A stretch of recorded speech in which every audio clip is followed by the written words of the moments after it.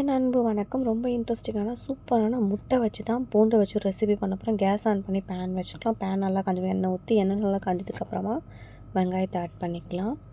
ஒரு பெரிய வெங்காயத்தை தான் ஆட் பண்ணியிருக்கோம். ஸோ 2 முட்டை போட போகிறோம். அதில் ஒரு வெங்காயம் போதும். ஸோ ஒரு ஆனியனை நல்லா வதக்கினதுக்கப்புறம் கருவேப்பிலை போட்டுக்கலாம்.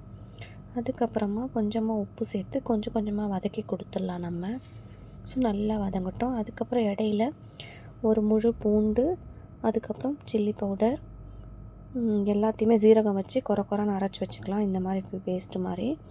அதுக்கடையில் இதுவும் நல்லா வதங்கிடுச்சு. ஸோ அதுக்கப்புறம் இந்த பேஸ்ட்டு மாதிரி அரைச்சி இந்த மாதிரி ரொம்ப அரைக்க வேணாம், கொரன்னு இந்த மாதிரி அரைச்சா போதும். பாருங்கள், இந்த மாதிரி அரைச்சிங்கன்னா ரொம்ப டேஸ்ட்டாக இருந்துச்சு. ஸோ இந்த மாதிரி அரைச்சி தனியாக வச்சுட்டு இதுக்கப்புறம் இந்த வெங்காயம் நல்லா கோல்டன் கலரில் ஃப்ரை ஆகட்டும். 2 முட்டையை உடச்சி ஊற்றிக்கலாம். சைடில் ஆனியனை ஓரமாக ஒதுக்கிட்டு 2 முட்டையை உடச்சி ஊற்றிட்டு அனல் கம்மியாக வச்சுடுங்க. குக் ஆகட்டும்.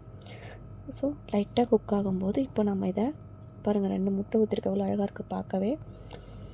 ஸோ அதை திருப்பி விட்டுக்கலாம். நம்ம வெங்காயமும் நல்ல ஒரு கோல்டன் கலரில் ஃப்ரை ஆகிடுச்சு.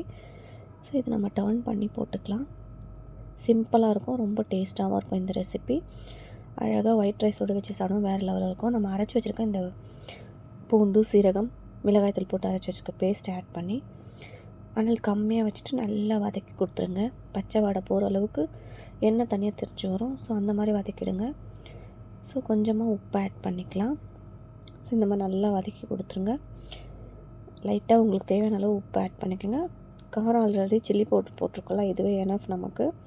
அதுக்கப்புறம் முட்டையை நல்லா கட் பண்ணி விட்டுக்கலாம். குட்டி குட்டி பீசஸாக ஒரு முட்டையும் 4 துண்டாக கட் பண்ணிக்கிறோம். நம்ம இந்த மாதிரி கட் பண்ணி எல்லாத்தையுமே நம்ம ஒன்றா கலந்து அப்படியே மிக்ஸ் பண்ண போகிறோம். அனல் கம்மியாக வச்சுட்டு பண்ணுங்கள். ரொம்ப சூப்பராக இருந்துச்சு. இது எல்லாத்தோடு வச்சு சாப்பிட்லாம். சைட் டிஷ்ஷாக வேறு லெவலில் இருக்கும். ஸோ நீங்கள் கண்டிப்பாக இதை ட்ரை பண்ணி பாருங்கள். ரொம்ப சிம்பிளான ரெசிபியும் கூட, ரொம்ப டேஸ்ட்டாக இருக்கும். ஸோ சூப்பரான, அதாவது ஆந்திரா ஸ்டைலில் பூண்டு வெங்காயம் போட்ட முட்டை போட்ட ஒரு கிரேவி மாதிரி பண்ணியிருக்கோம். இதுக்கு மேலே கொத்தமல்லி தூவி ஆஃப் பண்ணிவிடுங்க. அவ்வளோதான்.